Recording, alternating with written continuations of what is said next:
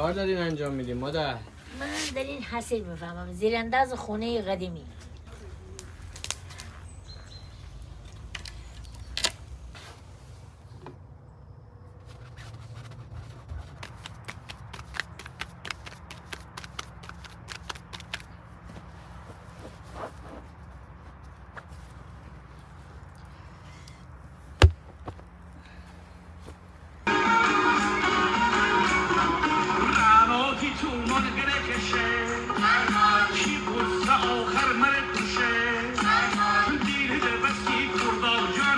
چه میکنید اینجا برادر؟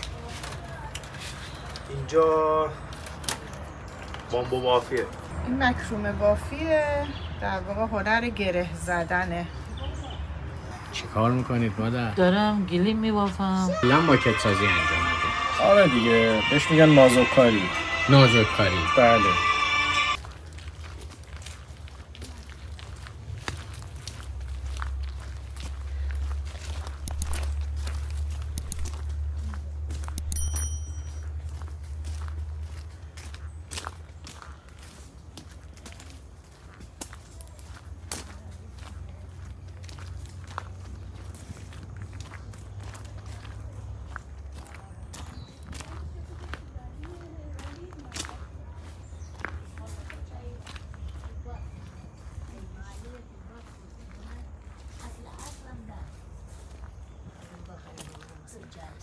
سلام علیکم مادر. حالتون خوبه؟ خیلی ممنون. خوش اومدید. سلامتین؟ خیلی ممنون. چی کار دارین انجام میدیم مادر؟ من در این حسیر میفهمم زیرانداز خونه قدیمی. زیرانداز خونه قدیمی. خدا قوت بده فرش بهتون. نبود، موکت نبود، همین زیراندازه بود توی کف زمین استفاده میکنیم.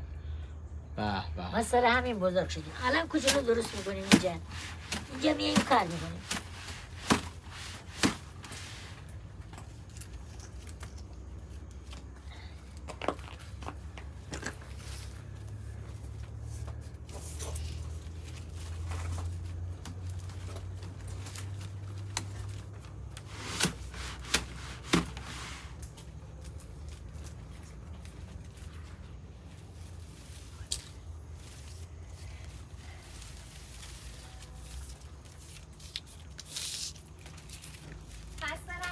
مرسی.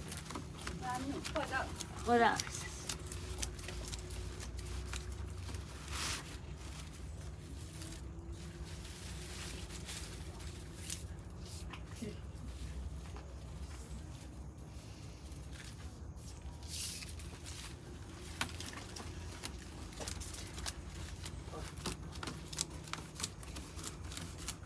این گیاهی که داریم باهاش حسیر میبافین چیه مادر؟ ما میگیم سوپ و بلی، اما با زبان فارسی میگید نی. اونم میگید گالی. اینم ما میگیم لی، میگید گالی با زبان فارسی. همین خونه ها رو گالی پوشی میکنه، میگه گالی پوشی خونه با همین لی. این الان پیدا نیست. اینم ما میگیم سوپ، با زبان فارسی میگید نه. این تو مرداب در میاد، همینجا جای سل باشه آب باشه این در میاد. این مال حسیر بافی همینه، قدیم در قدیم. حالا ما اینه میخریم، الان تو جنگل دیگه نیست. جنگل ها دیگه همه را فروختن بجا، مثلا ویلا درست کردن. این از مرداب میشینن میارن، نمیدونم از کجا میارن اینجا میگوشن. اینم الان با 3500 تومن میخریم. اینم با همین گالی درست میکردیم. این بنده با دست درست میکردیم اینجور. الان دیگر این نیست، مجبوریم بریم بازار اینا بخریم. این کنفه میخریم کیلوی 300.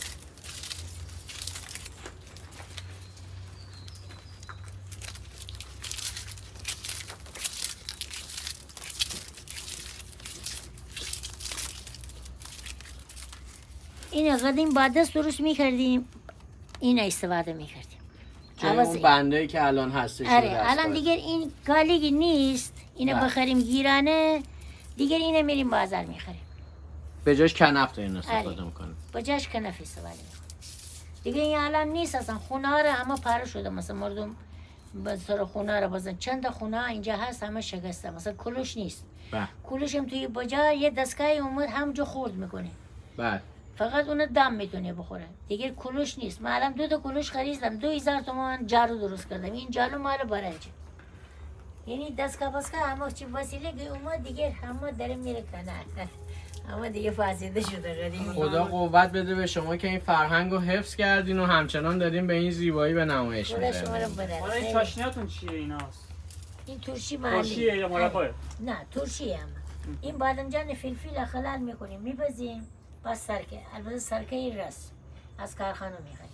بعد بینه، خالیباش، چوچاق، کولپر، سیر، ماست. شما میگی سبزی ماتر، ما همه اسمشم میگیم. میخریم، خوش میکنیم، میریزیم توی. میتونی سر باز کنی، عطر بکنی، بکنی. اگر رو کار اینا که کار هنری که قیمت نمیشه گذاشت. این ناراحت کننده است که کی میخواد ادامه بده بعد شما این کار رو. الان دیگه هیچ چیزی ادامه نمیده. الان ما مثلا ببخشید 12 تا نوه دارم. هیچ کدوم دوست ندارم. هیچ کدام عروس دارم، مثلا دختر، اصلا هیچ کدام این کار نمیدونه بکنه. چی کار اون آخر؟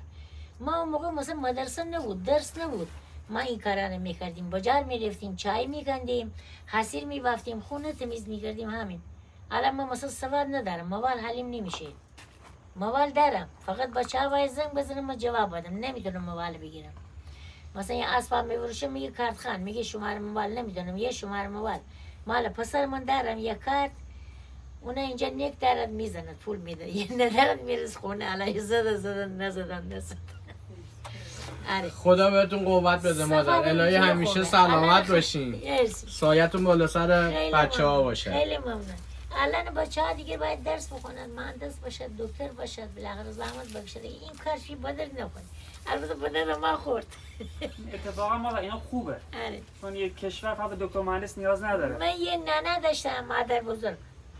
اون من اینو یاد گرفتم، جارو را با این بنده. اینو میگیم جواد. اینجا عویزونه. مال گلدان کوزه مثلا.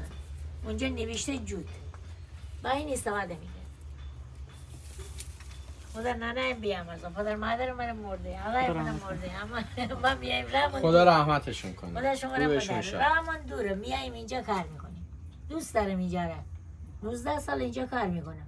همین هفته 2 روز. چون خودم همینجا بزرگ شدم، اینجا نه. پدر خدا بیامرزم همینجا خونه داشتیم، مثلا همینجا جنگل بود. من اینجا رو دوست دارم. از راه دور صبح برجست میام، برو برجست میرم. میام اینجا کار میکنم. حالا یه کار کردم یه نکردم، یه چیزی فروختم یه نفروختم. اون عشق دیگه مادر. آره. عشق دیگه. باشه شما را سفر بود. سلامت بشین. استفاده کردیم، دست شما درد سر نکنه. شما درد نکنه. خونه منو برای شما پذیرایی کنم. قربون شما مادر. وسیله هست، برم بگیرم برای شما. چای غذا. با هم این. بله. ببخشید من خیلی حرف زدم. نه استفاده کردیم مادر.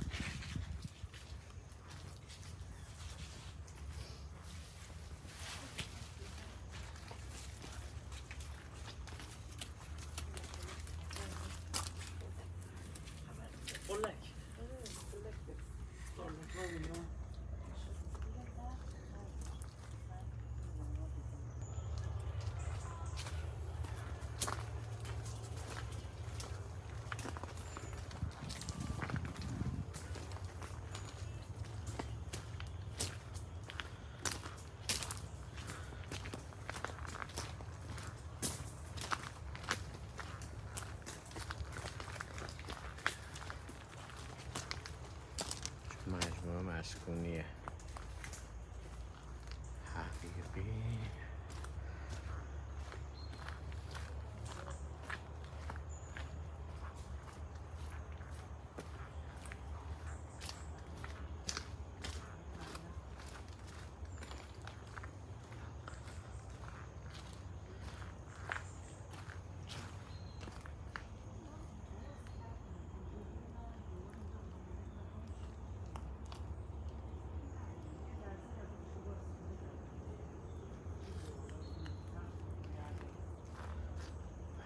در حال مرمت.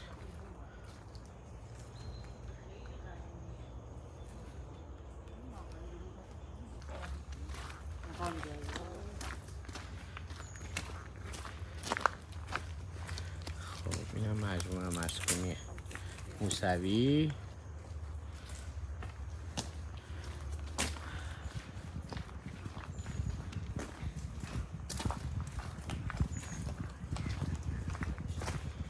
با یه معماری دیگه.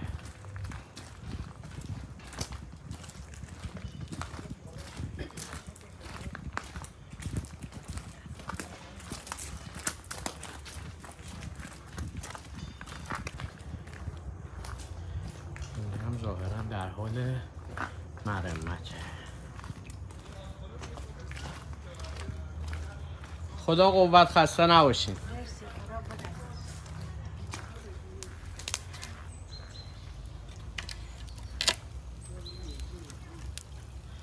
چی درست میکنی؟ شیرینی میانپا را داخلش گردو، شکر، دارچین، هیل عزیز جان. اینو شیرینی محلی.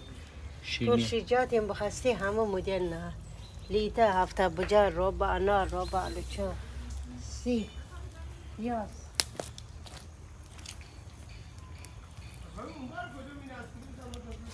جان؟ برو شده بازارچه صنایع دستی که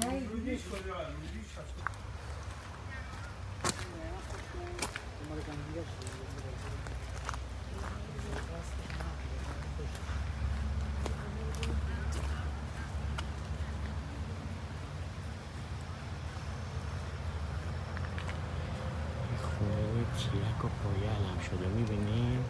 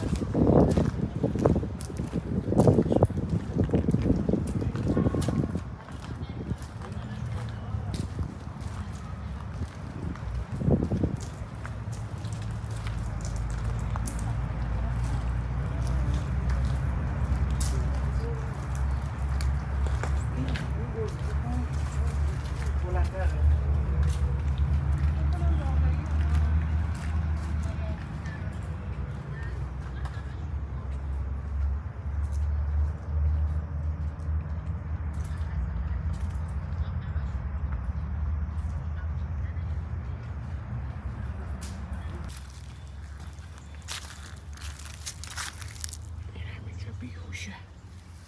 اوه چشاشو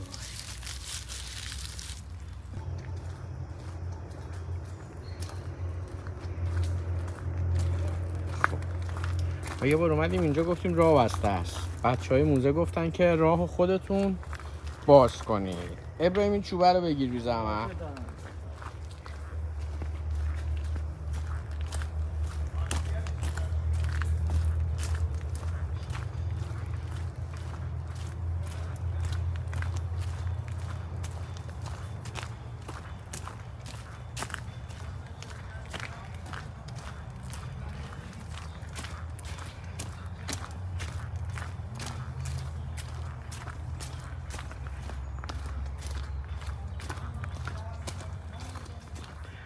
یه خونه دیگه هست که معماریش نمای آجری داره، خیلی جالبه.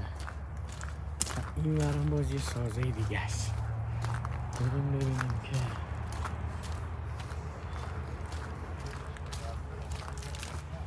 چه خبره. امیر بازارچه و روستایی جمهوری شهر.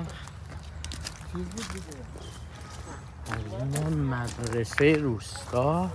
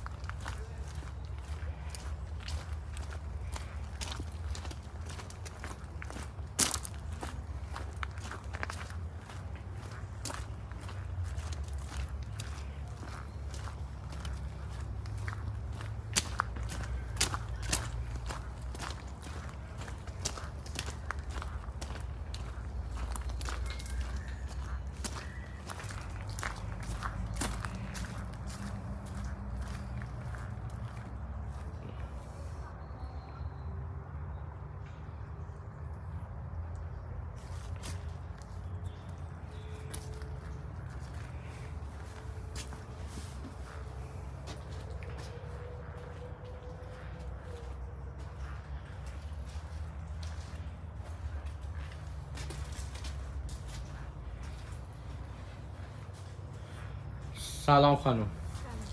خدا قوت بده بهتون.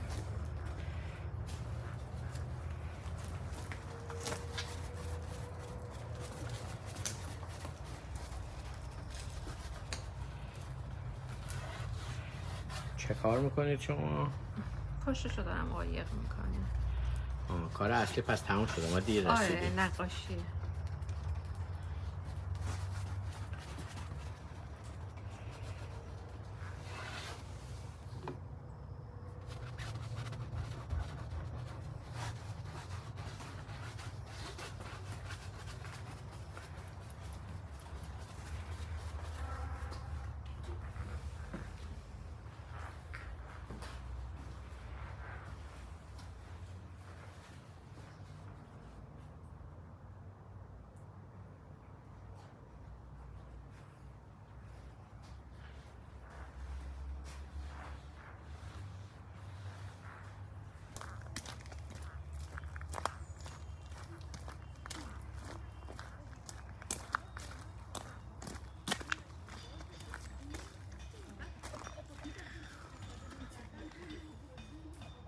مجموعه مسکونی محتشم طلب.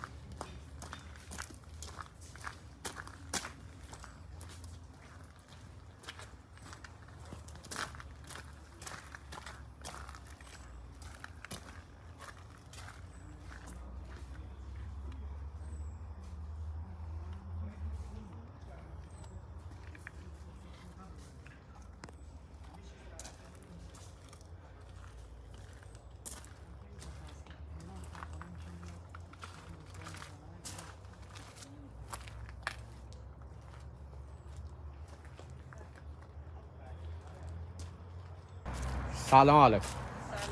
حالتون خوبه؟ مرسی، خوش اومدین. سلامت بشین. بفرمایید. شما چی اینجا درست میکنی؟ من میخوام نون تنوری درست کنم. به به. الان خمیرش آماده کردم. چی درست کنین؟ نون تنوری. تو تنور.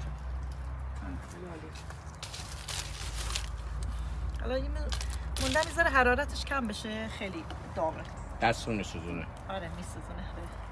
کلانک هم درست کردم. کلانک هم یه نون غذاییه، مثل سمبوسه است که داخل سبزی، پنیر، پیاز داغه. یه نون غذاییه. این نوع مال یلاقات رودباره. با اجازه یه دستمالتون رو برمی‌دارم. بفرمایید. از این شونه های خمیر استفاده میکنین و بله. خب بفرمایید که این نون شیرینه یا نه برای غذاه؟ این شیرینه. نه شیرینه. آها.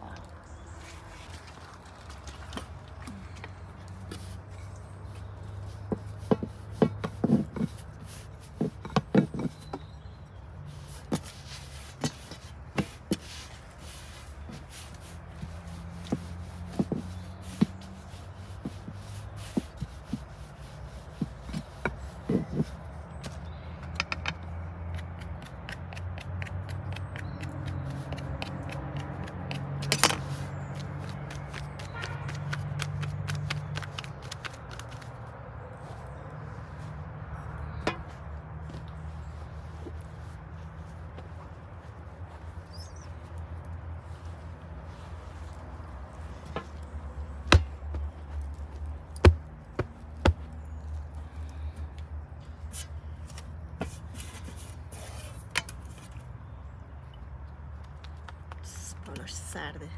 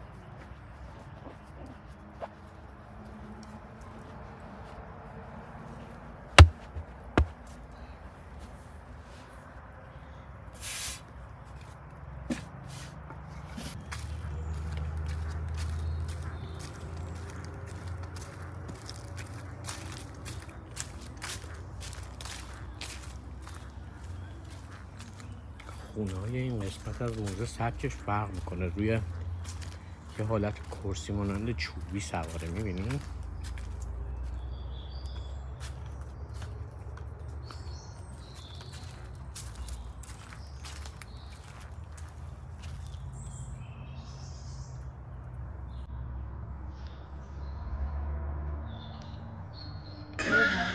یکی از حاله جذابی که توی گیلان انجام میدم بهش میگم بندبازی.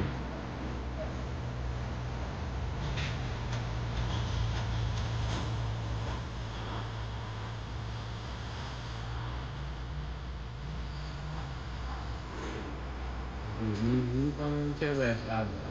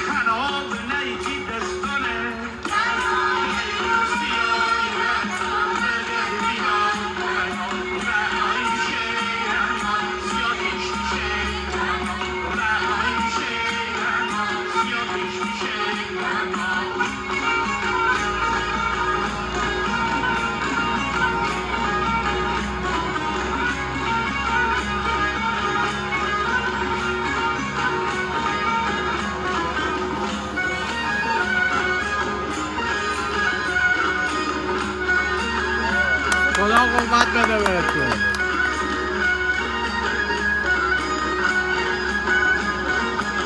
آقا راجع به بندبازی یکم برامو توضیح میدی؟ این یکی از ورزش‌های بوی محلی استان گیلان و مازندرانه که مازندران کلاً از بین رفته. گیلان ما 2-3 نفریم که این کار رو سال 70-75 25 تا گروه لاپنبازی داشتیم. الان از بین رفتن. ما 2-3 نفریم که بعد ما فکر نمی‌کنن این کار رو کسی بخواد دنبال بکنه. نسل جدید کلاً دنبال این کار نمی‌کنه. علاقه ندارم. یه ورزش بودن این نیست. ما مثلا ساز داریم، ناره داریم دیگه، یالانچی زیر تناب داریم. تا اینجا چون جواب نمیده اونا رو نمیاد. حالا جشنواره برنامه باشه اونا رو میبریم. دیدنیه، خیلی دیدنی. این نیست ولی نزدیک 45 دقیقه یک ساعت طول می‌کشه. توی فضای مجازی پیجی داری که بتونن دنبالتون کنن ببینن؟ نه نداری. حیف باشه. نه خواهش اینجا موزه میراث روستایی باید این کارا رو بکنه. بله. چون اداره هست اصلا نمیکنن این کار. من اسم شریف شما رو بدونم. علی صدیقی.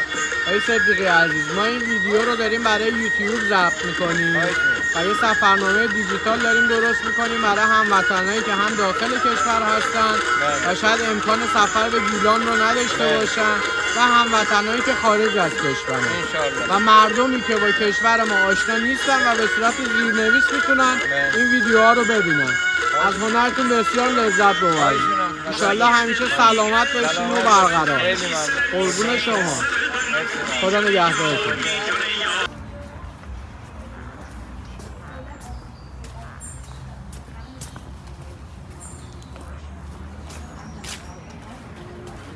سلام. خدا قوت بده بهتون. خوش آمدید. سلامت بشین.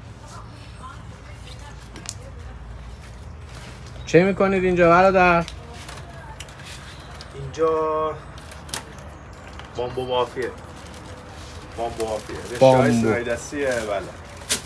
بله. از نی خریداران بامبو مواد اولیه‌اش به دست میاد که به این صورت بافتی نمیشه. جزو صنایع دستی لایجان هم محسوب میشه. بعد بفرمایید که داخلش از این آینه ها کار میکنی؟ بله، آینه کار میشه، سوپال کار میشه، طرح‌های این چنینی بافت میشه. چه استفاده ای داره؟ اینا جنبه تزیینی و دکور دارن. استفاده مصرفی هم داره به عنوان سبد میوه و بسیار عالی. من با اجازتون بیام بالا.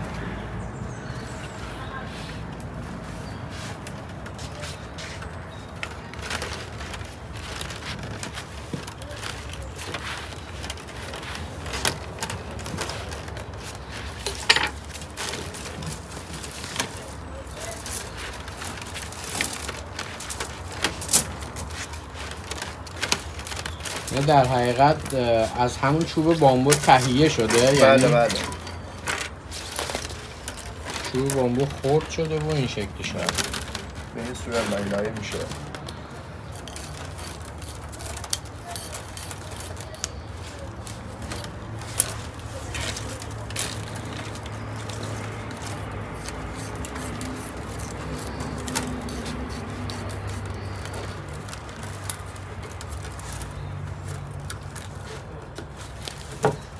این صفحات کاغذ میمونه فشرده شده روی هم دیگه.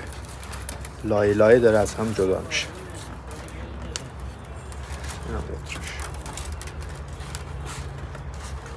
به همین نازکی میشه که آدم میاد کاغذ.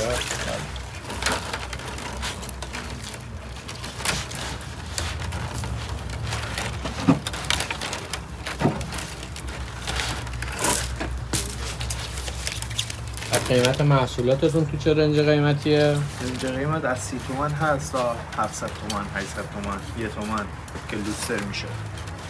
و اگه مخاطبای ما بخوان از شما خرید بکنن به جز اینجا راه ارتباطی دیگه هم دارید؟ فضای مجازی داریم، داخل این اینستاگرام پیج داریم، واتساپ، تلگرام به اسم بامبو دورفک، صنایع دستی دورفک. کارتمون هم اینجا مشاهده. این کارتشون رو با همین اسم توی اینستاگرام میتونید سرچ کنید، پیداش میکنید و اگر دوست داشتید کارشون رو باشن ارتباط بگیرن و محصولاتشون استفاده بکنید. خدا قوت بده بهتون. سپاسگزارم. خداحافظ شما فعلا. اینجا بازارچه صنایع دستیه، موزه میراث روستایی گیلان هستش. سلام علیکم. حالتون خوبه؟ شما اینجا چه محصولاتی دارین؟ عقیق گیلان، همسرم خودش ثبت کرده، 8 ساله. بعد خودمون کارگاه داریم، سنگار خودمون تراش میدیم. به به،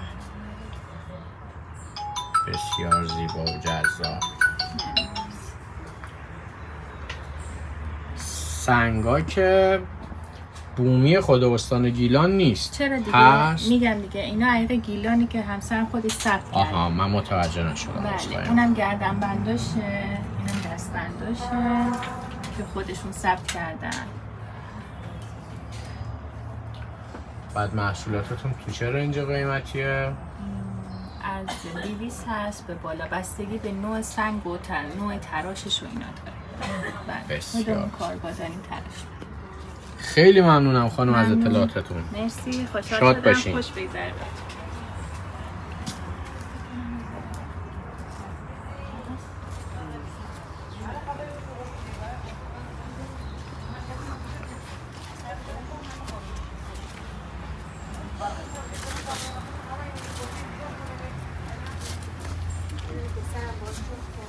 سلام خانم. خدا قوت بده بهتون. خوش باشید، همیشه به گردش. سلامت بشین. بفرمایید که چی کار میکنی؟ این مکرومه بافیه، در واقع هنر گره زدنه. بله. معمولا از وسیله استفاده نمیشه، فقط با گره کار انجام میشه که بعد تبدیل میشه به این کیف، تل، آویز گلدون، دیوارکوب دیگه، رانر که میشه رومیزی. و اینا به نوعی بافتنی حساب میشن، درسته؟ بله، بافتنی، منتها از نوع گره زدن. یعنی نخش نخ کامواه در حقیقت. با هر نخی میشه انجام بشه، خب بله. ولی انواع گره ها هستش. بسیار مثل عالی. کاموا و اینا با میل نیست، با دستکارش انجام بله. میشه. موفق باشید خانم، شاد باشید، سلامت باشید.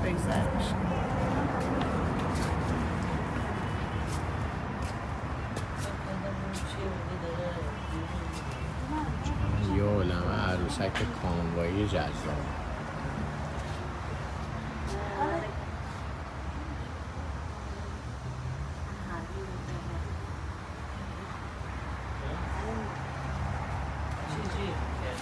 سلام علیکم.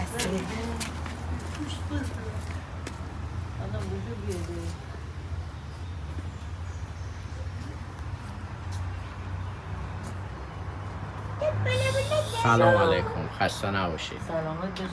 خدا قوت بده بهتون. سلامت باشید. چی کار میکنید مادر؟ دارم گلیم میبافم. گلیم بافیه. گلیم بافی چند نوع هست، ورنیه، معمولیه و سوزنی. بله. گلیم بافی صدها قرن پیش این کار بوده و ما چیکار کردیم؟ یه مدت کلن بعضی ها گذاشته بودن کنار و ما الان این چیزای سنتی رو برپا کردیم، داریم درست میکنیم. بسیار عالی. درست میکنیم. صنایع دستیه دیگه. اینا پشمه، پشم گوسفند، پشم بز. پیسندگی میشه، تبدیل به نخ میشه. آره. بعد شما رو این دارا شروع میکنید بافتن. بله بله، این بهش میگن گلیم. هم گلیم میبافیم هم جاجیم. اینجوری هم با این جاجیم هم میبافم، مثلا کیف جاجیمی هم داریم. بعد تو چه رنج قیمتی هستن؟ رنجشون هست دیگه، از 350 هست 800 تومن هست تا 1,600 هست. بسته به سایزش و بزرگی و کوچیکی داره. عرض و اینجور چیزایی داره. بسیار عالی.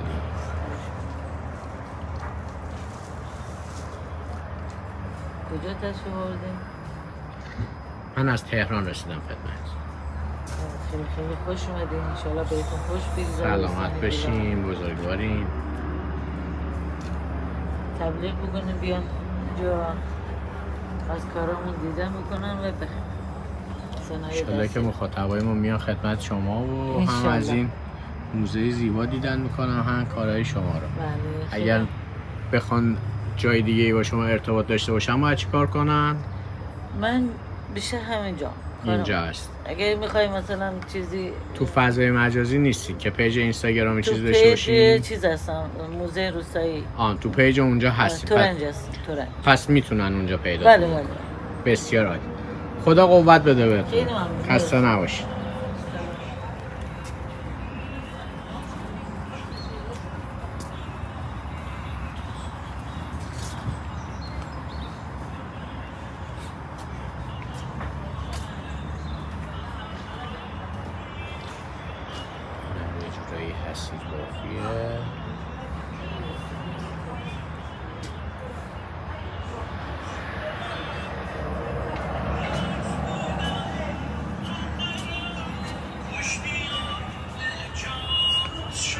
آقا سلام علیکم.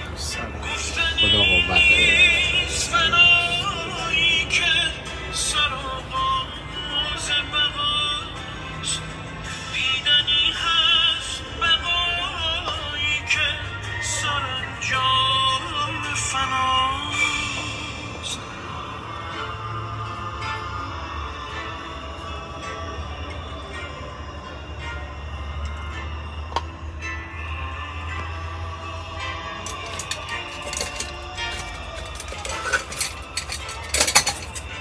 قربان بفرمایید چی کار میکنی؟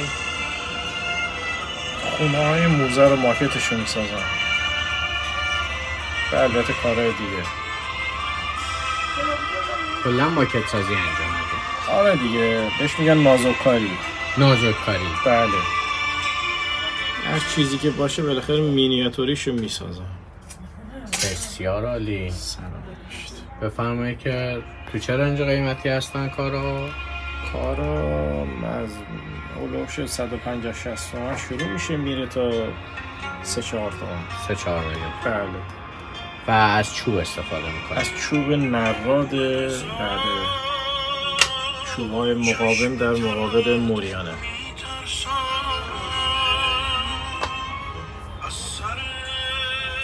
بسیار عالی. موفق باشید.